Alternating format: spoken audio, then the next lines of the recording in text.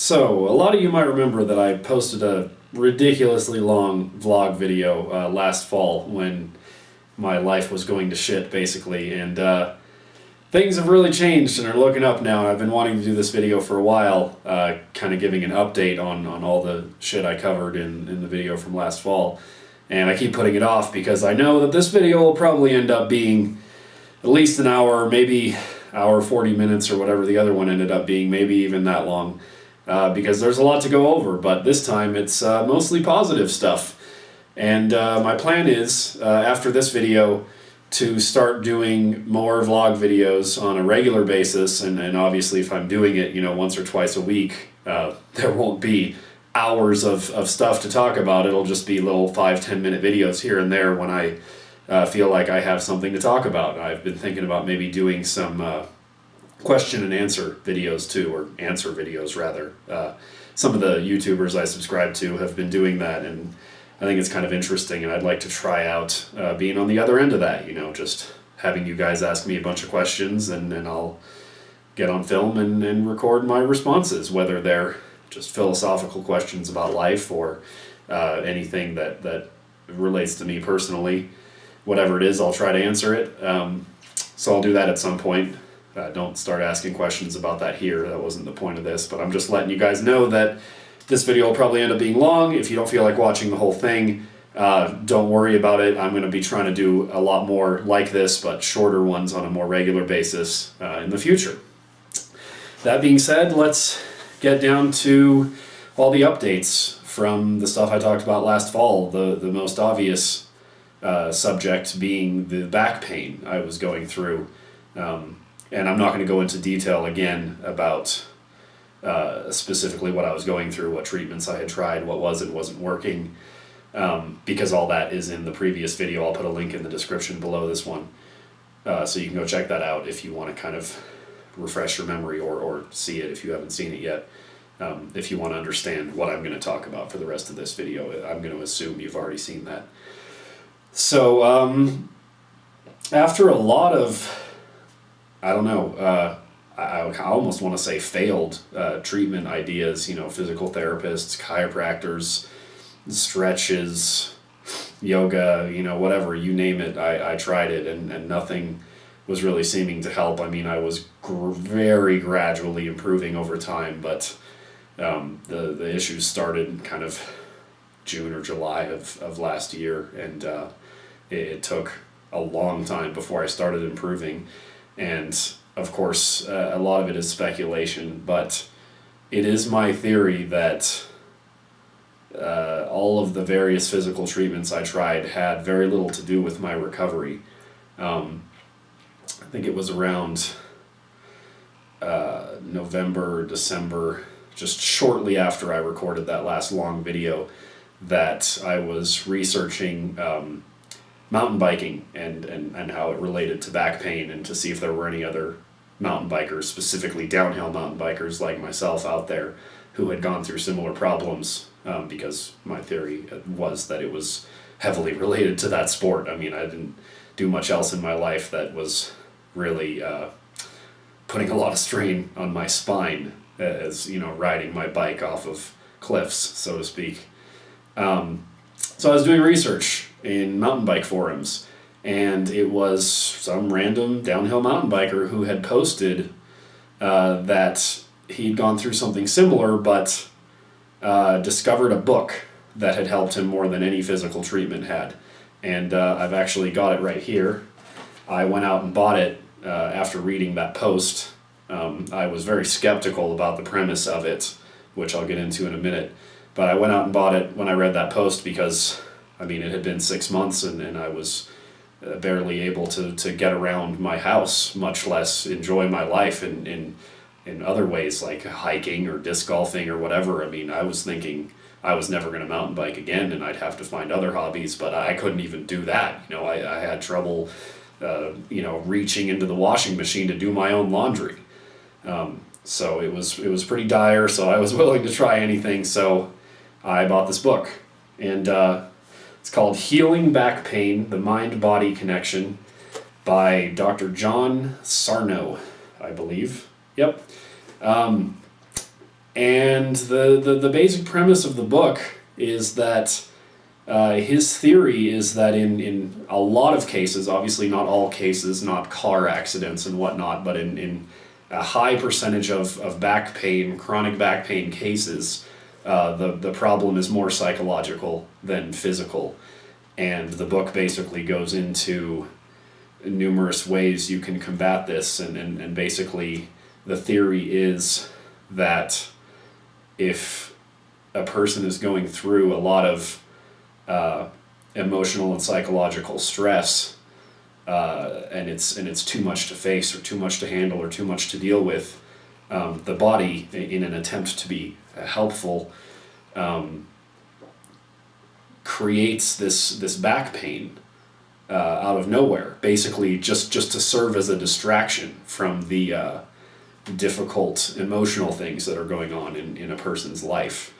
And there's some scientific evidence behind it. I mean, the guy is an MD, and all he's been able to actually scientifically prove is that in a lot of back pain cases, the lower back muscles seem to be deprived of oxygen.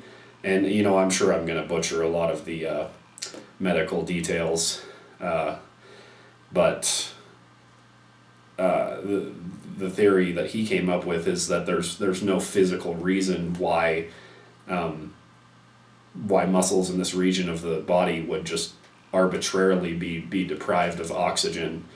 And he's done a lot of case studies, had a lot of patients where his work was able to help them. And of course, there are plenty of people who have read this book who have claimed that it hasn't helped them. I read all the reviews on Amazon and stuff before I got it, but anyway, basically the idea is that the body deprives the muscles of oxygen to create a distraction from psychological or emotional difficulties.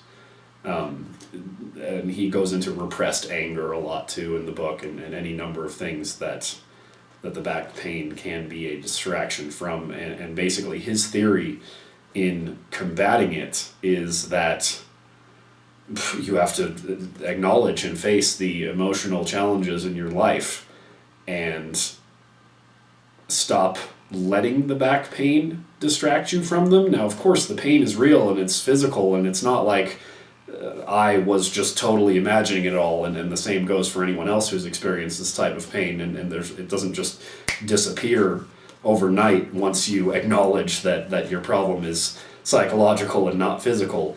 But and I think that's where it comes in, that a lot of people just don't buy it and don't believe in the book, because it just seems really far-fetched, and it did to me too. But on the other hand, it did make sense to me because of all the other things I discussed in my last long vlog video.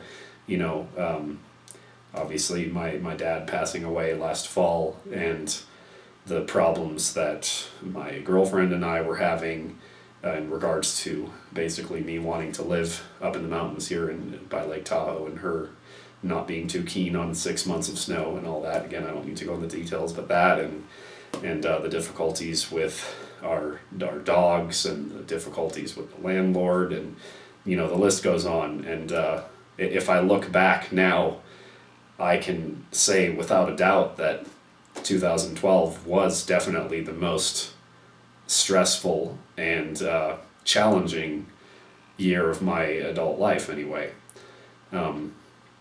And when I was researching this book, last November, whenever it was, that became clear to me, and that was one of the reasons I decided to think, like, well, if there is something to the premise of this book, it might apply to me, because this back pain did show up during what was already the most stressful time in my life, and of course the back pain amplified the stress too and all that.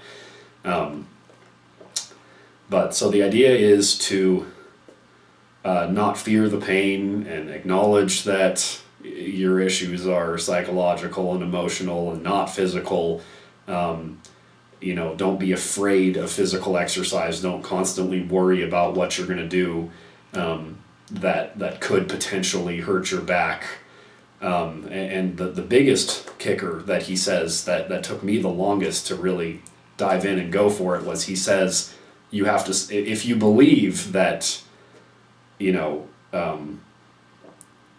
that the theory in the book could apply to you, like not if you got in a car accident and your back is messed up, but if the back pain just kind of started cropping up out of nowhere like it did for me and apparently does for many others, if you really believe that you have TMS is what he calls the condition where the mind deprives the muscles in the back of oxygen and causes this type of pain. If you believe that it applies to you, then you need to stop all physical treatment, because going to a chiropractor, going to a physical therapist, whatever, on a regular basis, basically reinforces the idea that your problem is physical.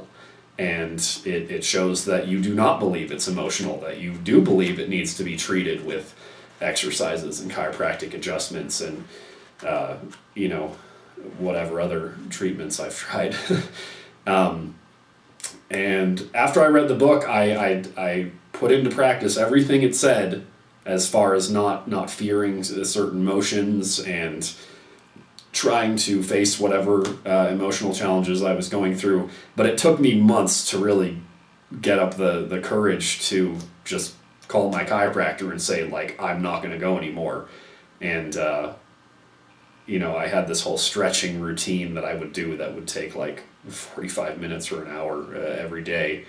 And stopping that too was something that took me a while. And of course he stresses in the book that it's not bad to do stretches and exercises, it's healthy, but that you need to get to the point where you're doing it because it's good for you. You're not doing it because you're trying to fix a physical condition. And it's all very much just, you know, playing mind games with yourself, basically. Basically, a few months after I read the book, I finally made the decision, like, look, if this applies to me, I'm going to have to go for it all out, and I'm going to have to take that last step that I've been afraid to take and stop all physical treatment, as he reiterates again and again in this book, is important if you believe you have this condition. So eventually, I did that, and within a couple months of that time, you know, I stuck with it and tried to face and deal with anything I had to work through psychologically in my life, and I stopped seeing my chiropractor, and I stopped doing my exercises, and I stopped fearing, you know, how I was supposed to bend and not bend, and how I was supposed to sit and not sit, and what motions I could or couldn't do, and you know, this long list of do's and don'ts that my physical therapist had given me, because, you know, all of that just reinforced the idea in my head that my problem was physical. And I just kind of made the decision, with the encouragement of this book, to acknowledge that it wasn't, and really accept that, and come to terms with that I had emotional issues to deal with. And again, you can see why if you've watched my long-ass vlog video from last fall. So I think it was around January or February, maybe, February or March, that my back improved enough that I was able to start hiking and disc golfing again. You know, I hadn't tried getting back on the mountain bike yet, but I started disc golfing a little bit, you know, around here and there. I didn't want to push my luck, and eventually worked my way up to where I could do it as much as I want. You know, I could play 3, 4, 5 rounds in a day if I felt like it.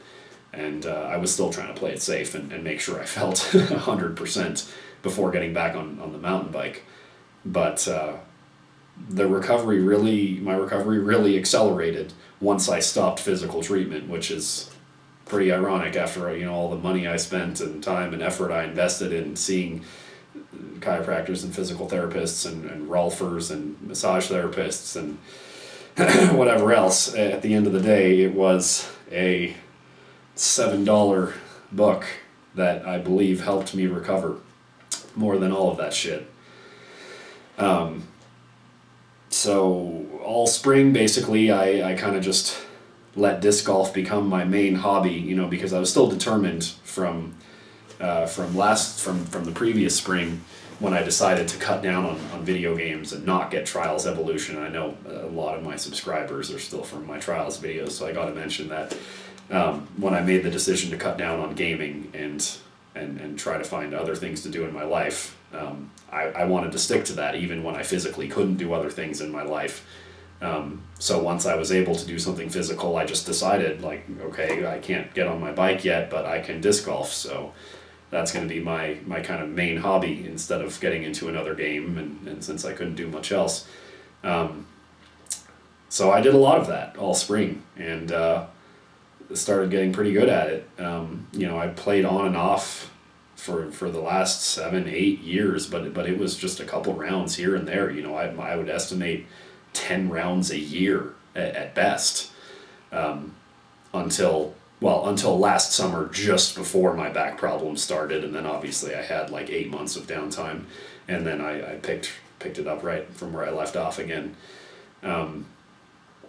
And really just got into that a lot, mainly because I felt like I didn't have many other options as far as things I was interested in. And once I felt, I'd say 90-95%, I tried going out and going snowboarding in April with a couple friends of mine.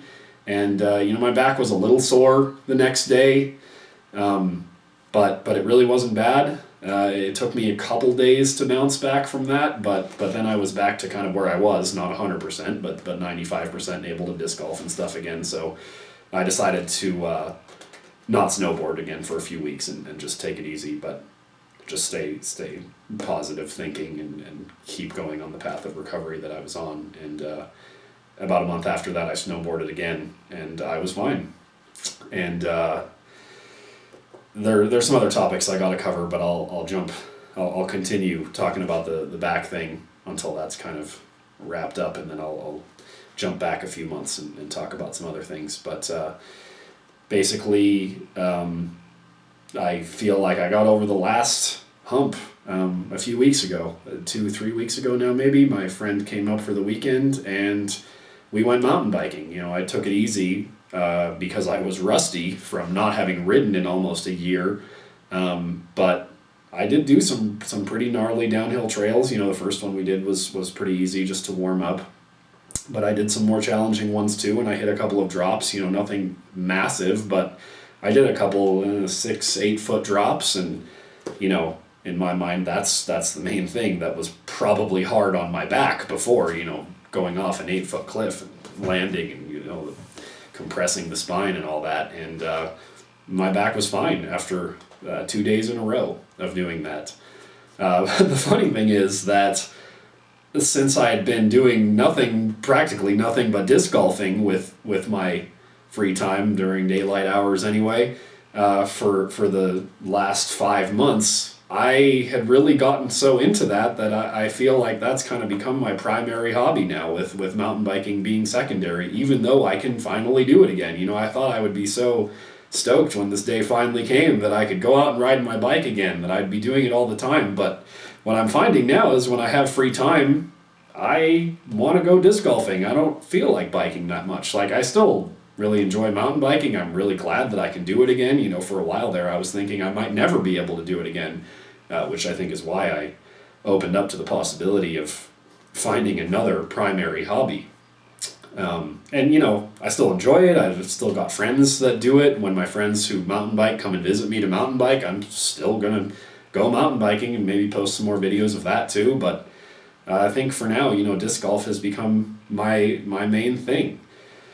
And the last thing I'll say about that, I guess, is I feel like it's worth mentioning that since, again, a lot of you are probably subscribed to me from my old Trials HD videos, that Murdoch Lock was actually a big inspiration to me as far as realizing that if I got into it enough, disc golf could become as much of an obsession for me as Trials was, and a much healthier obsession, I'd say, than sitting on a couch, trying to pass a level 5 ninja track for 7 hours in a row. Because he has said that disc golf was his pre-Trials obsession. Before he got into Trials HD, he would enter in tournaments and drive all over the place and just play disc golf all the time. And I believe he was way better than I am now. But just seeing, you know, the common personality traits that I have, that Murdoch and I have, made me realize that, you know, he got obsessed with trials, I got obsessed with trials. He rides a unicycle, I ride a unicycle, you know, if he got this into disc golf and he was able to get this good at it, you know, I'd probably enjoy it too if I took the time to get good at it. And that's really what motivated me to get into it and give it more of a shot, because in the past, when it was a secondary hobby, you know, a backup to mountain biking and snowboarding, I never got that good because I didn't do it often enough, and it was never that fun to me, well, because I kind of sucked at it, you know, but just realizing that if I let it become an obsession of mine, like trials was, that I at least had the potential to get pretty good at it. And once I acknowledged that and I started just playing a lot and accepting the fact that, you know, I might improve slowly and at times it might feel like I'm not improving, you know, all the same stuff applies to challenging video games like Trials and Super Meat Boy and whatever else I was into. So yeah, I mean, that's where I'm at now. About a week ago, I registered with the PDGA. That's the Professional Disc Golf Association. I haven't gotten my packet of subscription stuff yet in the mail. They mail it out, but once I get that, my plan is to start entering in the intermediate division in some disc golf competitions and tournaments around here. Really just try to let that become my new thing, because in a lot of ways, it gives me a lot of it has a lot of the same addictive properties that video games had for me. And, you know, even when mountain biking was my main thing, it never had that. And to elaborate on that, what I mean is, you know, in a video game, there's always something measurable. You can go for 100%, or you can go for A+, or you can go for passing a certain track, or, you know, there's always something concrete, or go for an achievement. And, you know, for mountain biking, I suppose if I was into racing, I could go for, you know, getting under a certain amount of time on a certain trail or whatever, but I tried racing a few times in my life, even when I loved mountain biking, and I just pushed myself too hard and I'd crash and hurt myself, so I gave up that idea. So that wasn't really applicable. But disc golf, it gives me the opportunity to apply all the same obsessive tendencies I did to video games to something that's more healthy and, you know, outdoors and getting exercise and sunlight and whatever. You know, I can track my scores on individual courses and try to, you know, I set the goal for now at my current skill level. My goal is to try to par every course around Lake Tahoe where I live. And I've parred some of them and others I haven't yet. And even today I set a new record at the North Tahoe course in Tahoe Vista of +2. So I'm getting close on it, but you know, I've played like 30 or 40 rounds there. I still haven't parred it. So I have things to work towards. And then even on a hole-by-hole basis, you know, I can set goals like birdie every hole at a course at some point, obviously not all 18 in a row, but just have birdied every hole at a given course. And that's something else to work towards, you know, and I have a little 99-cent scorecard app on my phone and an Excel spreadsheet where I import all the data in and track all that. And it just allows me to set goals and challenges for myself the same exact way I used to do with video games for so many years. So, again, I really should say thank you to Murdoch for helping me realize the connection between disc golf and video games. Because even when mountain biking was kind of one of my main hobbies, it could never provide that sort of satisfaction for me, I guess, that gaming could, and that now disc golf can. And so yeah, I'm just grateful to have realized that. So I guess that's it for my back thing. I mean, I feel 100% now. I'm disc golfing a lot. I played 3 rounds today. I played 3 rounds a couple of days ago.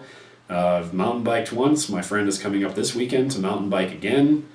So all that's good. And then to cover some of the other stuff that I talked about in my last vlog video. when our lease ended in May or June, I guess it was, my ex-girlfriend now decided to not stay here in Tahoe and to move back to Vegas with her parents temporarily, and eventually try to move back to Ojai, where we met, where I used to live too, back in Southern California. And I didn't want to do that. I'm really happy living up here. I love the mountains, I love the seasons, I love the snow, and I love the summers too, and just the snowboarding and the mountain biking, and now the disc golfing. There's so many great courses around here.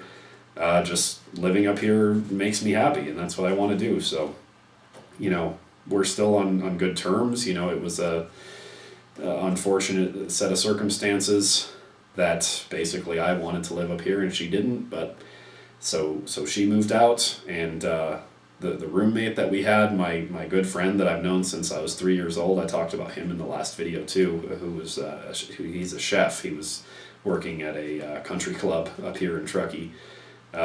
He decided that working there wasn't fulfilling his needs career-wise, so he got a job at a very upscale restaurant in New York, and when our lease was up, he moved to New York. So I found a little 2-bedroom house up here that I'm renting on my own, and frankly living on my own for, well, the first time in my life. I lived with my parents growing up, obviously. I went to a boarding school in the UK briefly, but dorms and roommates and whatnot, so still living with someone. And I started dating Jen, my ex-girlfriend, while I still lived with my parents, and moved out of their house and moved in with her and a roommate at first, and either lived with just her or her and a roommate from then until a couple of months ago. So this has been an interesting experience. And then the last thing I should cover probably is our dogs that I also mentioned in the last video, and the difficulties we were going through with them and the landlord and the fence and whatever. Once Jen decided that she didn't want to stay living in Truckee and she was going to move back to Southern California, and my roommate decided he was going to move to New York, I started looking on Craigslist and various rental sites and whatever, looking for a place I could afford on my own, and it became clear to me pretty quickly that there was nothing available within my price range, for living on my own, that allowed dogs as far as rentals. So what we did was we put ads for both of our dogs on Craigslist and tried to find them both good homes. And we did. We found a family that was willing to, well, unfortunately they got separated, but one of them was a puppy, one of them was older. They didn't get along that great anyway. I didn't feel too bad about that. And they both went to individual great homes, and still in touch with the people. I still hear from them, hear that the dogs are doing well. So, I miss my dogs, but it is what it is, and was a step I needed to take to be able to continue to live my dream, living up here in the mountains, so to speak. There was actually an issue with the family that took our bigger dog, Jack, a few weeks ago. They decided they couldn't keep him anymore, and he was back with me in this house where I'm not supposed to have dogs for a week while I found him another home. But I found him another home, and now he's with a single guy that seems to really enjoy the companionship and owns his own house, so there's no issue with having a big ass dog. And he texts me regularly and whatever, and tells me that Jack is doing well, the dog is doing well. So that's it for the dogs. So here I am. 6 months ago I had a girlfriend and a roommate and 2 dogs and the back pain and all kinds of shit, and now here I am all by myself up here. And it's fun, it's exciting. I'm enjoying the challenge of living on my own for the first time in my life. The freedom that it awards, but also the extra responsibilities you have. Basically I'm just trying to disc golf a lot and get my work done and just enjoy my life up here in the mountains. I'm starting to mountain bike again, and hopefully next winter I'll be snowboarding again, and it just kind of feels like a new chapter in my life. The one thing that I think is actually kind of missing from before, I really enjoyed uploading content to YouTube on a regular basis and kind of getting feedback from you guys. And that was easy to do when it was trials. Recording video game replays is simple, and uploading them is easy and quick and whatever. And at this point, with disc golf being my main obsession, I really want to keep recording disc golf videos, and some of you probably saw the disc golf video from Squaw Valley that I uploaded a couple of weeks ago. And I really want to do more like that. That was a lot of fun to record that. It was tedious, but fun to edit it too, and the end result is interesting. I'm not a pro, but from what I've seen, the disc golf videos on YouTube, a lot of them have like the greatest players in the world, but the courses more often than not are not that interesting. There's a lot of just flat courses that some are heavily wooded, some aren't, but the crazy elevation change and mountain disc golf that Lake Tahoe has to offer, you don't see a lot of that on YouTube. So I think it'd be fun to record a bunch of videos from courses around here and put them up, whether I play good or not during whatever round is recorded, just to kind of show off the courses, because I think they're really cool. The issue with that is Andrew, the guy who is in the Squaw Valley video with me, he just got a job as a truck driver, and so he will be working ridiculous hours for the next 3 months or so, and I won't be able to see him, and I'm having a hard time finding somebody else who's actually willing to film disc golf, because filming around, it slows down gameplay significantly, having to stop for every shot and exchange the camera back and forth and film, and not to mention that, being filmed adds a new mental aspect to the game for sure. If you're on film, then maybe it helps people that do well under pressure, or maybe you'll screw up because you're nervous about being on film. Either way, it definitely changes the dynamic in some way, and I haven't found anyone else who's willing to do that.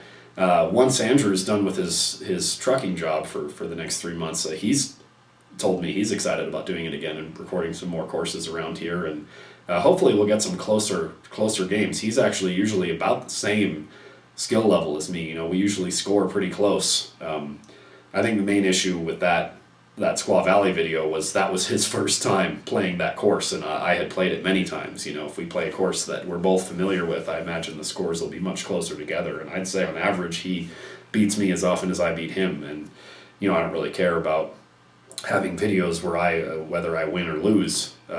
What is more fun, I think, is to see close competition. So I'd like to get more videos up with me and him, or me and someone else, if I can find someone who's interested in filming where the competition is really close and somebody wins by just a point or two.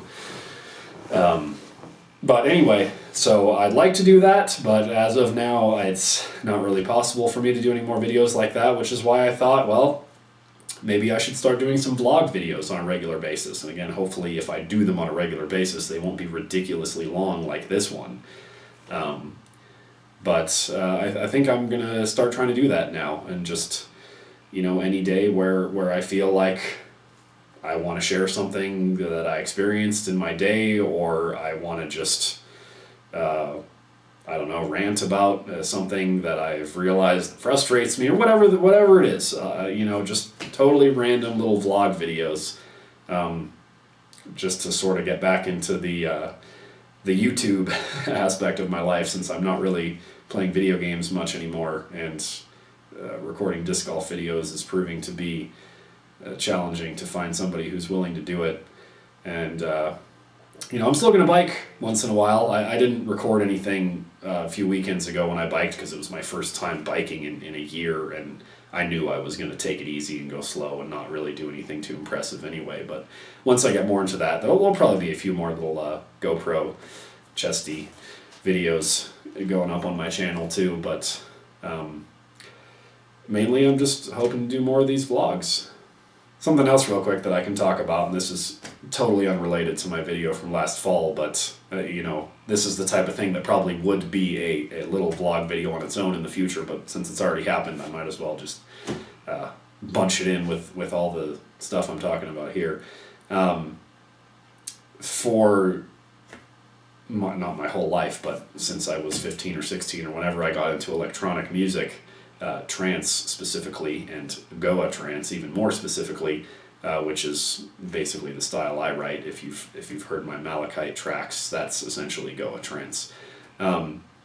It's a pretty rare and obscure sub genre of electronic music, and I've gone to a few raves being into that type of music, but more often than not, it's usually genres I'm not particularly interested in. I more did it just to have the experience or whatever. I went to one rave a few years ago that had one DJ out of it. The rave was an entire weekend, and one guy had like an hour and a half set, and he was mainly playing Goa trance, and that's the reason I went to that whole event, and the rest of it I wasn't particularly interested in, but I went just to experience that. And then a couple of weeks ago I saw on Facebook that there was some basically an exclusive Goa trance event going to be going on in Southern California, and that happened a few weeks ago, so I guess it was earlier than that I read about it, but anyway, and I went to that. It was just one night, but it was a pretty cool experience, going up into the mountains, up into the forests down in Southern California, so it was quite a drive for me, but I wasn't going to miss something like that, because I've been complaining for the last 10 years that there's no Goa trance parties in this country, much less in California. The ones that exist are usually all over Europe, usually in Belgium or Israel or Sweden. It's probably the most common areas for them to be. So I went to that, and that was a lot of fun, and I'm hoping to go to more of them. The two guys who put it together say that they're going to try to make it a monthly thing. Now living in Northern California, driving to Southern California is quite a drive, so I might try to go every other month or something, but going to that kind of did make me interested in trying to start writing some music again. I haven't written anything since my last track, Metamorph, that I think I finished in January or February. So hopefully I'll start getting into music again, but that is kind of on the back burner now, especially because, I went through 8-9 months of my life with such severe back pain that I couldn't do any physical activity pretty much. So now when I don't have work to do, which is on the computer to begin with, I want to get off the computer. I want to get outside. I don't want to sit on the computer more and work on music. So, I don't feel like I'm into that much at this stage in my life, but it's definitely something I'm interested in getting back into, especially now that I've at least found a small community around where I live. Not really, but at least in the same state that I live, that's actually interested in the same sub-genre of electronic music that I am.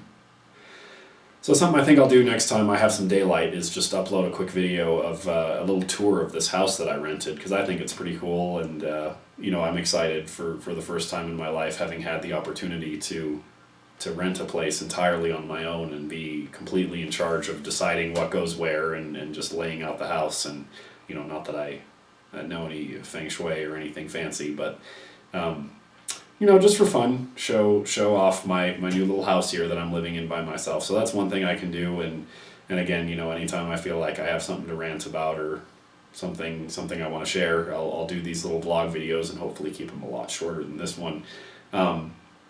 Maybe do some question and answer videos at some point. That would be fun. And beyond that, if you guys want to leave comments below, if you have any suggestions for things you'd like to see on my channel in the future as far as vlog videos like this. I plan to do more mountain bike videos, hopefully disc golf videos, if I can find somebody else to record them with me. If not, then more of those will come in 3 months when Andrew's done with his job.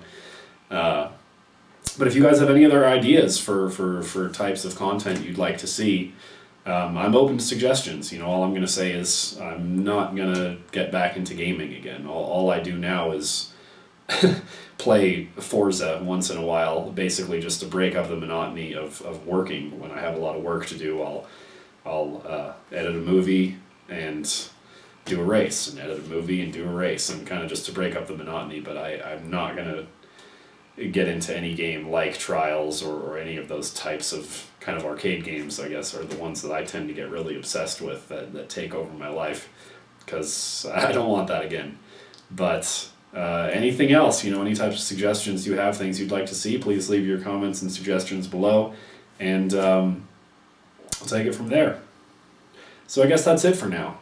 Thanks for watching the whole thing. If you've made it this far, I have a feeling this will end up being a little shorter than my last one, but anyway, thanks for watching it, and thanks for staying subscribed to me for however long you've been subscribed. I know my channel is always all over the place. I have disc golf videos and mountain bike videos and video game videos and these vlog videos and whatever else arbitrary stuff I happen to upload. I know it's all over the place, and a lot of you might be interested in one aspect of stuff I upload and not at all the others, but to those of you who are still subscribed and still checking out my content, even if it's all over the place, I appreciate it.